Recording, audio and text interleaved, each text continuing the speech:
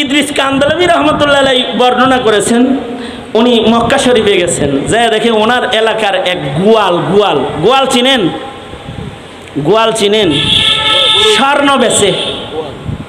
হ্যাঁ রে, কয় গোয়াল, কথা কন না কেতায়।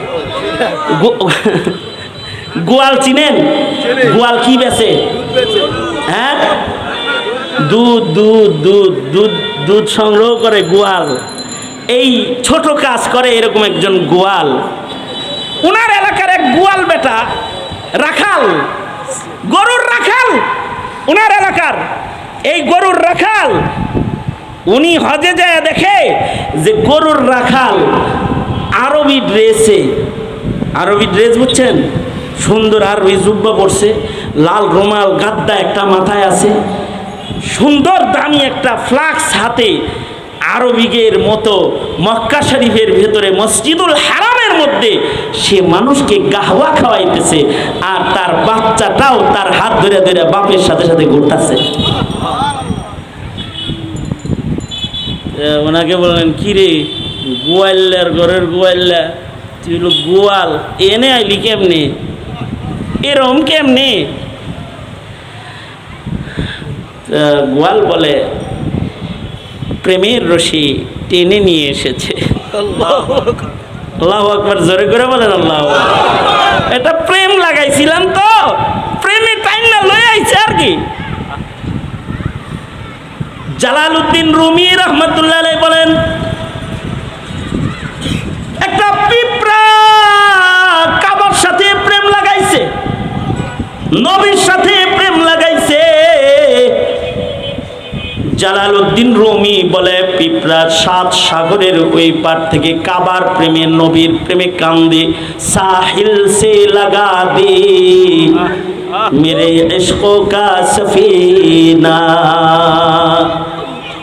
साहिल से लगा दे मेरे इश्कों का सफीना, या रब दिखा दे मुझे मक्का वो मदीना, या रब दिखा दे मुझे मक्का वो मदीना। জালালউদ্দিন রুমি বলে, পিঁপড়ায় কান্দে তো, আল্লাহ পিঁপড়ার পিরিত পছন্দ কইরা কবুতর রে বলে, ওই যাস না আমার আশিকটারে পায়ে লস না, উড়াল দিয়ে একটু কাবা মদিনা দেখাস না। আল্লাহু আকবার কবীরা। তে জালালউদ্দিন রুমি বলে, কবুতর পিঁপড়ার গর্তের কাছে যায় বইয়া কয়, বিমান তো আইছে, উঠতে পারো না? বিমান তো আয়া পড়ছে দরজায়, উঠো না, কামড় দিয়া বসো না, মক্কা মদিনা দেখায়া দিই, রবের নির্দেশ। মানুষের প্রেম যদি কাবার লগে হয়, তারে যে কোনো উপায় আল্লাহ লয়ে যায়। ইদ্রিস কান্দলাবী বলে, তুমি আইলা কেমনে? কয় প্রেম রশিয়ে টাইম না লয়ে আইছে। তাহলে আমার ঘরে চলেন, আপনাকে আমি বর্ণনা করে শোনাবো। বাড়ি লয়ে গেছে, যা বলে, আমি একটা দুধ বিক্রেতা, আমি দুধ বিক্রি করি, কিন্তু আমার চোখের সামনে দিয়ে দেখি ইহরামের কাপড় পইরা একদল সফিনাতুল হুজ্জাজের দিকে সাগর পারে যাইতাছে। ভাবলাম জীবনে কোনোদিন কাফন পরা তো আমার সুযোগ হবে কিনা জানা নাই, তবে হাজিরা কাফন পইরা আগের জমানার হজ জাহাজে চড়ে যাইতে সফিনাতুল হুজ্জাজ পর্যন্ত পায়ে হেঁটে যাওয়ার যোগ্যতা তো আমার আছে। কাবায় যাইতে পারুম না, কিন্তু সাগর পারের জাহাজ পর্যন্ত তো হেঁটে যাওয়ার যোগ্যতা আমার আছে। দুধ বেচা বাদ দিয়া হাজিদের দলের পিছে পিছে সফিনাতুল হুজ্জাজ পর্যন্ত চলে গেলাম। দাঁড়ায় দাঁড়ায় দেখতেছি তালবিয়া পড়তে পড়তে আল্লাহর আশিকরা জাহাজে উঠবার লাগছে। একদল কর্মী যারা হাজিদের সেবক হইয়া হাজিদের সুটকেস গুলা যারা জাহাজে উঠাইতেছে, আল্লাহর কাম আল্লাহ করে। আমি দাঁড়ায় দাঁড়ায় সব দেখতেছি, কিন্তু হঠাৎ করে একজন কর্মী পায়ে ব্যথা, পা পিচ্ছিল খেয়ে সিঁড়ি থেকে গড়ায় সিঁড়ি নিচে পড়ে যায়, তার পাটা ভেঙে যায়। এবার হাজিদের জাহাজ ছাড়ার সময় হয়ে যাইতেছে, তাড়াতাড়ি করে সামান উঠাইতে হবে। তাই কর্মী ম্যানেজার আইসা বলে, আরে ভাই, জীবনে হজে যাইতে পারো কি না পারো তার নাম নাই, কমাস কম হাজিদের সুটকেস গুলা উপরে উঠানোর কাজটা তো তুমি করতে পারো। এই যে নাও, এ কর্মীর পাও ভেঙেছে, তার পোশাকটা তোমার গায়ে পড়াইয়া দিলাম, হাজিদের সেবক হইয়া তুমি একটু কাজ করে দাও। দর্শক হয়ে দাঁড়াইয়াছিলাম, কিন্তু কাবার প্রেম আল্লাহ তাআলা হাজিদের জাহাজে উঠার দরওয়াজা আমার জন্য খুলে দেয়। আমি এবার সুটকেস মাথায় নিয়ে উপরে উঠে পড়ছি। উপরে উঠি আর সুটকেস নিচের থেকে উপরে উঠাই, নিচের থেকে উপরে উঠাই। এর ভেতরে একজন হাজি অসুস্থ হয়ে পড়েছে। এই হাজির খেদমত করার কেউ নাই। জাহাজের উপরে যিনি ম্যানেজার, হে কয়, তুমি এর খেদমত করো তো একটু। এই খেদমত করতে করতেই এক সময় জাহাজের রশি, জাহাজের মাঝি মাল্লারা স্টেশন থেকে ছুটাইয়া দিছে, আর আমি তো জাহাজের ভিতরে আটকে রয়েছি। এবার আমি ম্যানেজারকে বললাম, ম্যানেজার সাহেব আমারে নামায় দেন। ম্যানেজার কয়, না, এখন আর নামান যাইব না, এ অসুস্থ রোগীটার খেদমত তুমি যেহেতু বুঝো ভালো, তুমি করো, হাজিদের খেদমত করো, বেতন পাইবা। আমি মনে মনে ভাবতেছি, আমি তো এটাই চাই, আমি শুধু খেদমত করতে চাই না, আমি তো কাবা দেখতে চাই। মুঝে ফির খত মেরা কর ফির ও মক্কা याद आता है, ও কাবা याद आता है, ও পর্দা याद आता है। আমি তো আছি দূরে, কিন্তু আমার দিল তো মক্কায় যায় বয়ে রইছে। হে আমারে জাহাজে থাকতে কয়, আমি জাহাজে নাকি, আমি তো তরফে যাওয়ার জন্য রেডি হয়ে বয়ে রইছি। এবার খাদেম হয়ে গেলাম, জাহাজে খেদমত করি। এক সময় গোটা জাহাজ কান্নার রোল পড়ে গেল। কয়েক মাস পরে এলান হলো, হাজিরা, ওই যে বাতি দেখা যায় মদিনাতুল হুজ্জাজ, এখানেই হাজিরা অবতরণ করবে, এখান থেকেই জেদ্দাহ থেকে সকলে বাইতুল্লাহর দিকে রওনা করবে। সবাই তার সরু সামান রেডি করো। সবাই তো সামান রেডি করতেছে, পাসপোর্ট টিকিট। আমার দিলে যন্ত্রণা হলো, যেই মাওলা সাগর পার করে এই পার আনছে, তিনি আমাকে ফেরত নেওয়ার জন্য আনে নাই। লিগ্যাল পয়েন্টে ওয়েতে আমি বের হতে নাই পারি, কমাস কম সাগরে ঝাঁপায় পইরা ভিন্ন পথে তো চলে যায়। এই কারণে হাজিরা নামতেছে জাহাজ থেকে এক লাইনে, আমি জাহাজের পেছন দিক দিয়ে নামলাম আর এক লাইনে, সাগরের ভেতরে ঝাঁপায়া পড়ে গেলাম। ঢেউয়ের বাড়ি আমাকে দূর, বহু দূরে এক পাশে নিয়ে সাগরের কোনায় পৌঁছায় দিল। তীরে পৌঁছে গেলাম। এক সময় লোকটা বলে, সন্ধ্যা হয়ে গেছে, রাতের বেলায় আমি তীরে পড়ছি, আর আস্তে আস্তে রাতের অন্ধকারে সাঁতরায় আমি তীর পেয়ে আমি ধীরে ধীরে উপরে উঠতেছি। সাগরের কাছাকাছি জায়গায় একটা বাড়ি, একটা বাসার মতো দেখা যায়, যেই বাড়ির থেকে কান্নার আওয়াজ আসতেছে। একটা বাচ্চা কাঁদতেছে, বাচ্চার কান্নার সুর বাতাসে ভাইসা আসতেছে। আমি ভাবলাম ওখানে জনবসতি আছে, ঘরের কাছে চইলা যাই। মিঠি মিঠি একটা বাতি ঘরের ভেতরে জ্বলতেছে। কাছে যায় দেখি একটা মহিলা বাচ্চার কান্না থামাইতে পারতেছে না, দাঁড়ায়া দাঁড়ায়া বাচ্চাকে নিয়ে কাঁদতেছে, নিজেও বাচ্চাও কান্দে। আর বাড়ির কর্তা যিনি, তিনি তার গরুর দুধ দহন করার চেষ্টা করতেছে, কিন্তু গরুর দুধ দোয়াইতে সে পারে না, গাভীর দুধ দহন করতে পারে না। বাচ্চা ক্ষুধার যন্ত্রণায় কান্দে, তাকে খাওয়ানোর আয়োজন হয় না। গরুর কাছে গেলে পরে গরুর লাত্তি খায়া দূরে চলে আসে।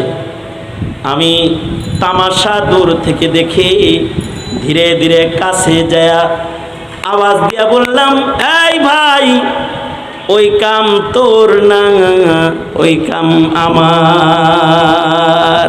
তুই পারস না? ইশারা দিয়া বললাম, আমারে দে, দেখ কেমনে দহন করে দি। সারা জনম যেই কাম করছি এই কাম করার চান্স আয়া পড়ছে। আমি ইশারা দিছি আর এই আরবিও বুঝা ফেলাইছে। সে বালতিটা আমারে দিয়া কয়, তাড়াতাড়ি উপকারটা কর। আমি তো আমার হিকমা কৌশল মতো গরুর পাও পো আটকায়া ঘেঁচাং ঘেঁচ টাইনা টাইনা পুরা বালতি বইরা লাই দিছে। বাচ্চারা খাবাইছে, বাচ্চার কান্না বন্ধ হয়ে গেছে। এবার এই লোক কয়, তুই আইসিস করতে রে? কয়, আমি গাঙ্গে বসে আইছি। কয়, না, আল্লাহ তোরে আনছে। কারণ আমার রাখাল ইয়ামান চলে গেছে, আমার রাখাল নাই, আল্লাহ তোরে ভাষায় আমার রাখাল বানাইছে। তুই আমার বাড়িতে যাইতে পারবি না? কয়, না, আমি তো মক্কায় যাবো, তফে যাবো, আমি তফে যাওয়ার জন্য আসছি। কয়, ওই লোক বলে, তুই অবৈধ তফ কেন করবি? আগামী জাহাজে তোর বিবি বাচ্চা সহ মক্কার বাসিন্দা হবে। আমার গরুর ফার্মের ম্যানেজার তুই হবি সৌদি। আর তুই একা তওয়াফ করবি কেন? তোর বাচ্চা বিবি সব আল্লাহর ঘর তওয়াফ করবে। আল্লাহু আকবার কাবীরা। তো এই তো চাকরি একখান পাইলাম, আরব দেশের গোয়াল ম্যানেজার হয়ে গেলাম। এখন এই যে শত শত গাভী দেখা যায়, এগুলো লালন পালন করার দায়িত্ব আমার। আর আমি এখন সৌদিদের মতো অঢেল টাকার মালিক। আমার বাচ্চারাও এসেছে। এইভাবে গোয়ালগিরি করতে যায় আল্লাহ আমার কপাল খুলছে। ফাঁকা সময় যেটা পাই সে সময়টা মসজিদুল হারামে গিয়ে আল্লাহর মেহমানদের খেদমতে আমি লাইগা যাই। ইদ্রিস কান্দালবি রহমতুল্লাহ আলাইহি বলেন, কাবার প্রেম এটা এমন প্রেম, দরিদ্রের দিলের ভিতরেও যদি কাবার প্রেম আইসা যায়, কোনো না কোনো ভাবে আল্লাহ তাআলা তাকেও কাবায় লয়ে যায়। আর যদি তাকে কাবায় আল্লাহ দুনিয়ায় না নেয়, কম আজ কম কবরে রাখার সাথে সাথে কাবার সাথে তার রহমতের কানেকশন হইয়া যায়। হাদিসের ওই ভাষ্য তার জন্য বাস্তবায়িত হয়ে যায়। তার চেহারা কাবায় রয়, ফেরেশতারা কাবার থেকে ঘুরায় না। তার কবর জান্নাতের বাগান হয়ে যায়। এই যে হুব্বি বাইতুল্লাহ মিনাল ঈমান, শরীয়ত ইসলামের যত ইবাদত আছে, কোন ইবাদত শুধু ধনীর শুধু গরিবের তা না। হজ্জে বাইতুল্লাহ গরিবেরও ইবাদত।